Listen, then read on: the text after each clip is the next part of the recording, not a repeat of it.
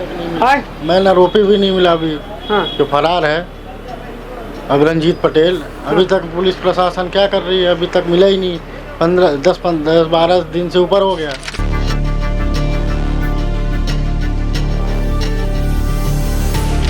बहुत बुरा लग रहा था क्योंकि हमने ऐसे कुछ बोला नहीं था। हाँ, तो ये काहे में दिखे रहन खबर? ये आज तक में दिखा था। हाँ। आज तक में हाँ। उसमें लिखा था कि पबजी खेलने के कारण उसको पबजी खेलने से मना कर दिया। खबर मध्य प्रदेश के विंध्य के रीवा से है। ये रीवा के आईजी कार्यालय में हम मौजूद हैं, जहां कुछ फरियादी आपन मांग लेके रीवा के पुलिस महानिरीक्षक कार्यालय पहुंचे हैं। उनके द्वारा सीधी तौर पर यह मांग की जा रही है कि हमरे बहिनी के हत्या कीन गई ही, जेकर खुद कबूलनामा उनके जीजा के द्वारा कीन गा है। बाकायदा व्हाट्सएप पर मैसेज कीन गा कि हम मार डारे हैं, जेका जऊ करे खो कैले। सीधे तौर पर समझी कि एक दहेज के बलि जो है एक बिटिया चढ़ी गई। सीधी के वह बिटिया के काज रीवा के गुड़मा भरहा गुड़ थाना अंतर्गत, जहां वह बिटिया के बड़े अरमान रहे, लेकिन वो अरमानन पर पानी फिर गया। वह बिटिया अब यह दुनिया में नहीं है। सबसे बड़ी बात कि परिजन अब यह बात की शिकायत लेके गली गली भाग रहे हैं कि पुलिस अपने कार्यवाही का ढंग से नहीं कह रही है। जो आरोपी हैं उनका गिरफ्तारी नहीं हो रही है, और जो मूल आरोपी हैं उनका साक्ष्य के अभाव में उनका अभय वरदान दे रही है। और यह सब कुछ बात है ही आईजी कार्यालय में पुलिस महानिरीक्षक से आश्वासन दिन गया है कि कार्यवाही हुई और कड़ी कार्यवाही हुई। तो चली सीधी बातचीत करी थे वो परिजनन से जे अपन फरियाद लेके ये रीवा में आईजी कार्यालय पहुंचे हैं। लेकिन अपना का एक बात और बताई दी, यह घटना का लेके पूरे देश भर के मीडिया के द्वारा झूठ फैलावा गा, और झूठ इतना बड़ा झूठ जौने के सीधा असर पीड़ित परिवार का भा। जो परिवार वह खबर दिखिस तो वह कहीं सिया का दिखावा जा रहा है। मीडिया चौथा स्तंभ कहा जाता है और विश्वसनीय खबरन खातिर जाना जाता है, लेकिन विश्वसनीयता के का पैमाना है आज ओहू के पर्दाफाश होने वाला है। तो चलिए हम बातचीत करी थे। का नाम है अपना? शेर बहादुर पटेल। शेर बहादुर भैया, का शिकायत लेके आए हैं, पहले ये बताइए। शिकायत ये लेके आए हैं कि यहन वो सास ससुर का जो दहेज प्रताड़ना के कारण रहा, जेठ जेठानी सब मिलके नेहा की हत्या के दिन मेरी सिस्टर की हत्या कर दिया गया था। तो उसमें क्या है कि गवाही नामा में उसके जेठ जेठानी का भी नाम बोला गया था। बोले कि कोई एविडेंस सबूत नहीं है तो उनका नाम नहीं लिखा जाएगा। तो जिसके कारण उनका नाम नहीं लिखा गया है। आरोपी रंजीत पटेल फरार है, उनके ससुर को मतलब कि जेल भेज दिया गया है। वही मैं जेठ जेठानी का नाम नहीं दिखा FIR में, तो वही मैं इसमें लेकर आया हूँ, फरियाद करके लेकर आया हूँ कि इनका भी नाम होना चाहिए FIR में। लेकिन FIR में अभी तक नाम नहीं है, तो मैं इधर से उधर भटक रहा हूँ और आरोपी अभी तक फरार है। चलिए ठीक है। हालांकि अपना वह पीड़ित परिवार अही सोची भाई बहनी, अब यह बहनी दुनिया में नहीं है, और भाई उनके खातिर इंसाफ मांगे खातिर गली गली बागी रहे हैं, और यह कह रहे हैं कि हम हत्यारन का सजा दिवावे चाहिए थे, उनका एहसास करावे चाहिए थे कि कानून के उल्लंघन उनका कैसा भारी पड़ी। और सबसे बड़ी बात यह है कि कोनो और बहनी के साथ यह न हो। चलिए अपना ये कह रहे हैं हमरे बहनी के साथ तो होगा, लेकिन ये दहेज के बलि के भेंट जो है कोनो और बहनी न चढ़े, एक ही खातिर अपना जो है शायद प्रयासरत है। ये बताइए कब शादी भय रही और का विवाद रहा जेके वजह से हालात इतने बेकाबू हो गए कि मतलब हत्या कई दिन गए? ये 5 मई 2025 को शादी हुआ था। कम से कम नहीं तो 5 से 6 महीना लगा था। शादी के पहले तो दहेज में कुछ नहीं बोले थे, लेकिन 1-2 महीने बाद दहेज में बोलने ससुर हो गया, उनके जेठ जेठानी हो गए, बोले कि तुमने कुछ भी नहीं लाए, क्या लाए दहेज में। यही मतलब मानसिक तौर पे प्रताड़ना करने लगे धीरे धीरे। तो अभी बीच में फिर एक बार लड़ाई हुई थी, जिसके कारण हमने समझौता करके, हमारे जीजा मम्मी गए थे तो समझौता करके घर वापस बुला लिया गया था। घर वापस बुलाने के बाद वो जब 1 महीने बाद मेरे घर पे रही तो उनके पति रंजीत का फ़ोन आया कि नहीं हमारे यहाँ पर काम चालू होने वाला है, नेहा को भेजो। तो बोले कि नहीं हम ऐसे स्थिति में हम नहीं भेज सकते। बोले कि हमने जो कर दिए तो कर दिए, हमने अब दोबारा ऐसे काम नहीं करेंगे। तो हमारी नेहा को आया बुलाया, सब समझौता किया गया और बुला के ले गया, जिसमें से 2-4-6 दिन सही साट रहा। फिर उसके बाद 10 दिन के बाद फिर से वही मानसिक प्रताड़ना, ताने ये वो करने लगा, पति करने लगा। उनके जेठ जेठानी जो है सब प्रताड़ित करते थे। उसके बाद नेहा ने घर में मम्मी को फ़ोन लगाया, मम्मी यहाँ पर ऐसे ऐसे बोलचाल कर रहे हैं। तो बोले कि ठीक है हम आ जाते बुलाने। तो बोले नेहा बोली कि मम्मी 2-4-6-10 दिन और देख लेते हैं, अगर ऐसे ही रहा तो हम घर चले आएंगे वापस। बोले ठीक है। जैसे ही हम 2-4-10 दिन के बाद 29 तारीख को बुलाने जाने वाले थे, तो उसके पति ने सब परिजनों ने मिलकर उसकी हत्या कर दी है। और हमने फ़ोन लगाया, फ़ोन लगाने के उसके क्या नाम पति ने मैसेज किया मेरे जीजा के उसमें कि हमने नेहा को मार डाले, जो करना है वो कर लेना। तो हम सोचे कि ये मजाक हो सकता है, तो हमने पहले नेहा को फ़ोन लगाए तो स्विच ऑफ था। रंजीत को फ़ोन लगाए, मेरे जीजा जो बने थे उनको फ़ोन लगाया तो उनका भी मोबाइल स्विच ऑफ था। फिर उसके बाद उनके ससुर को मैंने फ़ोन लगाया तो ससुर ने हमसे पहले बोले कि वो दोनों तो घर 10 बजे से ही नहीं है। फिर उसके बाद हम गाड़ी लेकर जैसे ही निकले, हम आधे दूर तक पहुंचे, उसके ससुर ने दोबारा फ़ोन लगाया, बोले कि उसके मतलब तुम्हारी सिस्टर को उसने मार डाला है, आके ले जाओ। तो हम गए, जैसे वहाँ देखे तो गमछे से मृत हालत में नीचे नेहा पड़ी हुई थी। नहीं तो फांसी लगाए रही कि वैसा घुटकी दबा वगैरह? घुटकी दबा वगैरह, जो टावल होते हैं ना, टावल से गर्दन में कसकर मतलब मारा गया जब सो गई थी तो।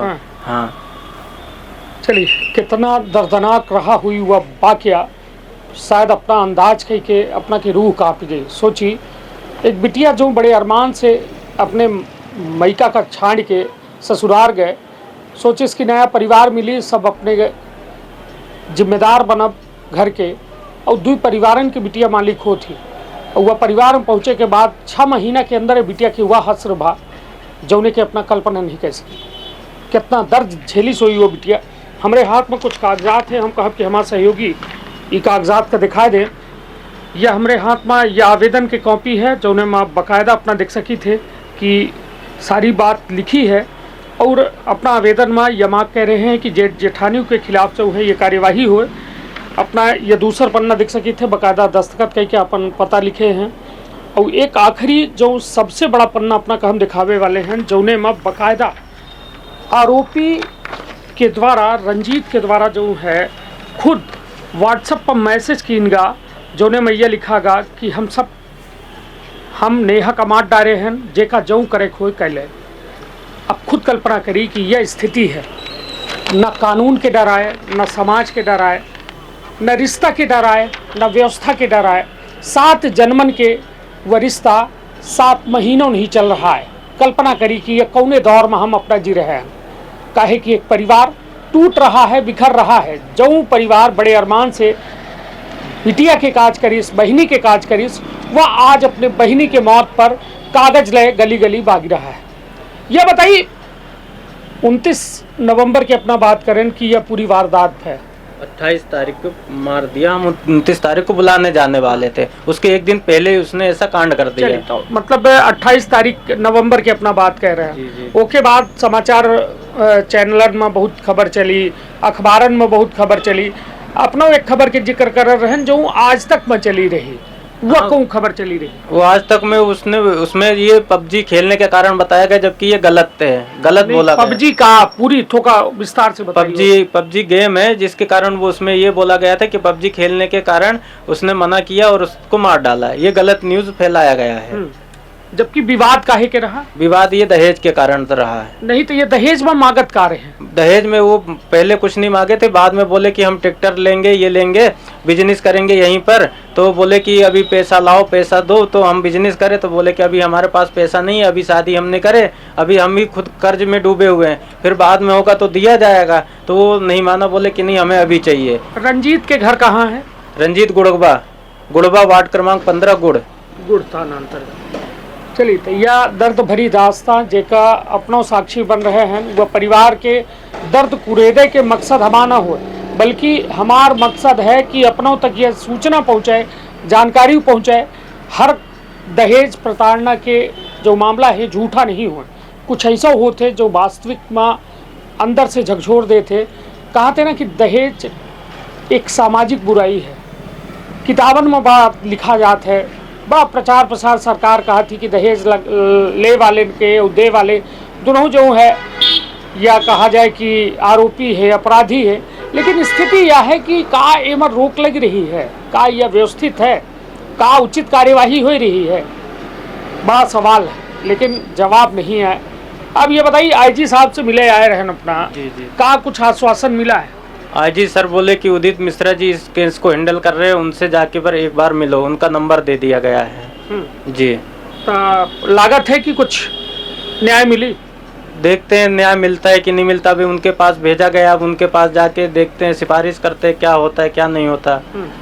ये बताइए, जब अपना एफआईआर दर्ज कराए ना, एफआईआर कॉपी है? जी एफआईआर कॉपी है। कहाँ है? चलिए एफआईआर कॉपी अपना के दिखाई दी। ये बताइए, जब एफआईआर दर्ज भय रही तो अपना कुछ बयान दिए हो, वो के आधार में भय हुई ना? बयान में पहले जेठ जेठानी का नाम था, उनने बोले कुछ एविडेंस नहीं है, सबूत नहीं है, तो उनका क्या नाम लिखे, ऐसे में तुम्हारा कमजोर कड़ी हो जाएगा। उस समय क्या था कि मम्मी पिताजी उस हालत में थे नहीं, उनकी मानसिक स्थिति सही नहीं थी। उसमें जो बोला गया, जो पूछा गया, वो सब लिखा गया। जी तब एफआईआर में जो लिखा गया है वो सही लिखा गया है, गलत लिखा गया है? लिखा सही गया है, लेकिन उसमें दो लोगों का नाम छोड़ दिया गया है, ये गलत है उसमें। केकर? पूनम पटेल और पुष्पराज पटेल का। अच्छा। जेठ और जेठानी का। तो यह जानबूझ के छोड़ागा या काहे छोड़ देगा? ये मुझे ऐसा लगता है कि शायद जानबूझ के ही किया गया, बचावे के उद्देश्य से। जी चलिए तो हम यह दिखाई ला है एफआईआर के कॉपी, हम कहा हमारे सहयोगी एफआईआर कॉपी दिखा दे, और निश्चित तौर पर यह एफआईआर कॉपी देख के अपना अंदाजा लगा सके थे कि कौन कौन धारा लगाई गई है। और ये मैं बाकायदा पूरा बयान जो है दर्ज करावा गया है, और स्पष्ट लिखा गया है कि एफआईआर में का कुछ भा है, लेकिन ओहू का लेके अपना की नाराजगी है। और यह बात कह रहे हैं अपना कि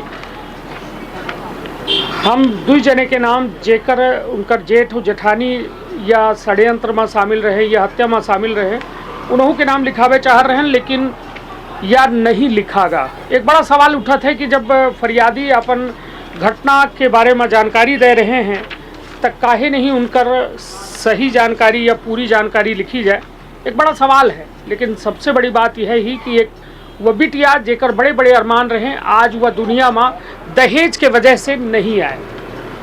और हम आपके हमारे सहयोगी या तमाम एफआईआर के कॉपी का दिखावें, और निश्चित तौर पर या जो एफआईआर है वह दस्तावेज आई जो यह दावा करे थे कि एक बिटिया जो दुई घरे के मालिक होती, आज के दौर में ओकर स्थिति का है। झूरे न हो, बिटिया पेटे में आवत थी तो लोग कहा थे कि मुंडे के पीड़ा हो गए, फिर ओकर बिचारी का ये दुनिया में आवे से पहले जो है नहीं आवे देता ही, कोख में मार डालत है। काहे? यह सब परिस्थिति का देख के काहे कि वो बिटिया का सेन पालिन बड़ा करी न, अब जब काज ब्याह के दिन तो ओकर स्थिति का है अपना कल्पना कर सकी थे, कितने दर्द से वो बिटिया गुजरी। और आज न्याय खातिर वह मौत पर कहा जाए हत्या पर न्याय खातिर भाई गली गली बागी रहे कि कम से कम वो दोषी लोगन का सजा मिले। मैंने आरोपी भी अभी तक नहीं मिला। मैंने आरोपी भी नहीं मिला अभी। हाँ। जो फरार है अग्रंजीत पटेल, अभी तक पुलिस प्रशासन क्या कर रही है, अभी तक मिला ही नहीं। 10-12 दिन से ऊपर हो गया, अभी तक फरार है।